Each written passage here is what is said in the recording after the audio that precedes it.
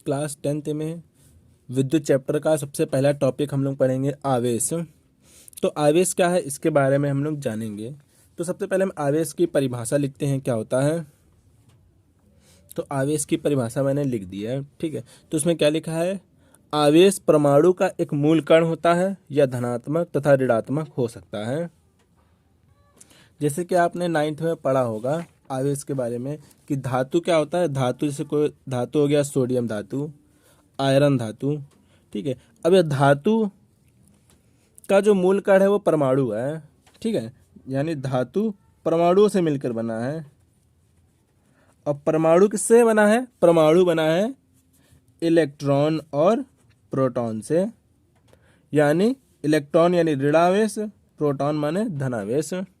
यानी धनावेश तथा ऋणावेश से क्या बना है, परमाणु बना हुआ है।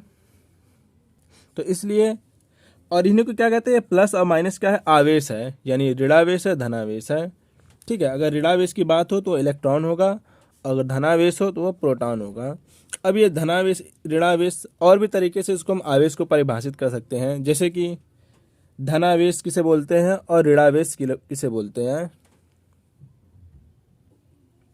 जैसे कि हम जानते हैं कि Na+ लिखते हैं तो यानी सोडियम धातु में धनावेश है। तो ये कैसे होता है, जब हम एक इलेक्ट्रॉन को बाहर निकाल देते हैं, यानी इसका सोडियम में इलेक्ट्रॉनिक संख्या 11 होती है। अगर एक इलेक्ट्रॉन अगर बाहर निकाल देंगे तो 10 हो जाएगा, तो ऊपर यहाँ पे प्लस हो जाता है।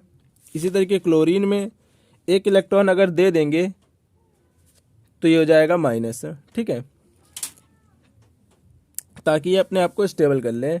तो बस हमको खाली इतना समझना है कि आवेश परमाणु का एक मूल कण है, ये धनावेश तथा ऋणावेश हो सकता है।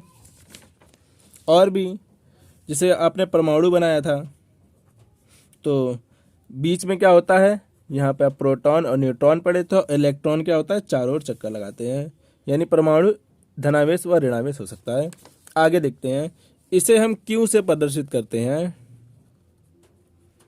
इसे क्यों से व्यक्त करते हैं, प्रदर्शित करते हैं, ठीक है। क्यों से प्रदर्शित करते हैं। अब इसका एसआई मात्रक जान लेते हैं कि आवेश का एसआई मात्रक क्या होता है। आवेश का एसआई मात्रक कूलाम होता है। तो इसका एसआई मात्रक कूलाम होता है, ठीक है। इसका एसआई मात्रक कूलाम होता है। अब हम ये जानेंगे कि आवेश एक इलेक्ट्रॉन प्रोटॉन में कितना आवेश होता है, माने आवेश की मात्रा। जैसे कि हम जानते हैं एक इलेक्ट्रॉन में 1.6 इंटू 10 की पावर -90, और यहाँ इलेक्ट्रॉन है इसलिए माइनस लगाएंगे, कूलाम होता है। सी माने कूलाम होता है। यानी एक इलेक्ट्रॉन में इतना आवेश होता है, आवेश की मात्रा है। इसी प्रकार एक प्रोटॉन में यानी धनावेश में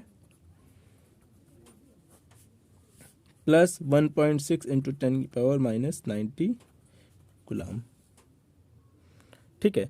तो एक इलेक्ट्रॉन में इतना आवेश होता है 1.6 इंटू 10 की पावर -90, और एक प्रोटॉन में प्लस 1.6, और यहाँ पे प्लस माइनस क्या है, आवेश है। ये इसके आवेश की प्रकृति को बता रहा है। यानी प्लस माइनस माने इलेक्ट्रॉन है और प्लस माने प्रोटॉन है। आगे देखते हैं, जैसे कि एक इलेक्ट्रॉन में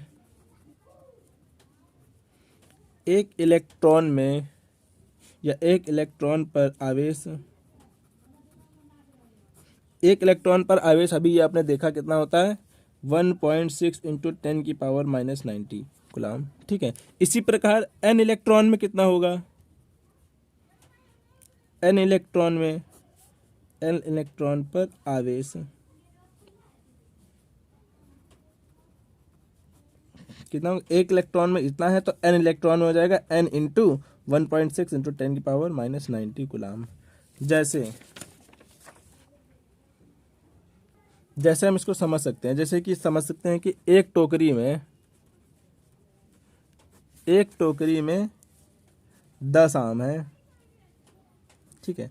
इसी तरीके एग्जाम्पल से, जैसे एक इलेक्ट्रॉन में इतना आवेश है, वैसे ही एक टोकरी में 10 आम है, तो n टोकरी में कितना होगा, n इंटू 10 कर देंगे। ठीक है, अब n की जगह कोई संख्या हो सकती है, जैसे कि n की जगह मान लीजिए 5 टोकरी में, तो कितना हो जाएगा 5 इंटू 10 यानी 50। ठीक है, n यानी कोई संख्या है, तो n इलेक्ट्रॉन में आवेश इतना होता है, यानी आवेश q n, और इसको हम क्या बोलते हैं, ई से डिनोट करेंगे, यानी इलेक्ट्रॉन। तो ये एक हमारा फार्मूला बन जाएगा q बराबर ne। इसको आपको याद रखना पड़ेगा, ये फार्मूला, इससे न्यूमेरिकल पूछे जाते हैं। ठीक है, ये कब लगाना होगा, जब हमें पूछेगा इलेक्ट्रॉनों की संख्या बताइए, क्योंकि n क्या है, इलेक्ट्रॉन है, n इलेक्ट्रॉन यानी इलेक्ट्रॉनों की संख्या। ये तब लगाएंगे जब इलेक्ट्रॉनों की संख्या पूछेगा, इलेक्ट्रॉन की संख्या निकालो। ठीक है, इलेक्ट्रॉन की संख्या निकालो। तो बस इतना ही, आगे देखते हैं।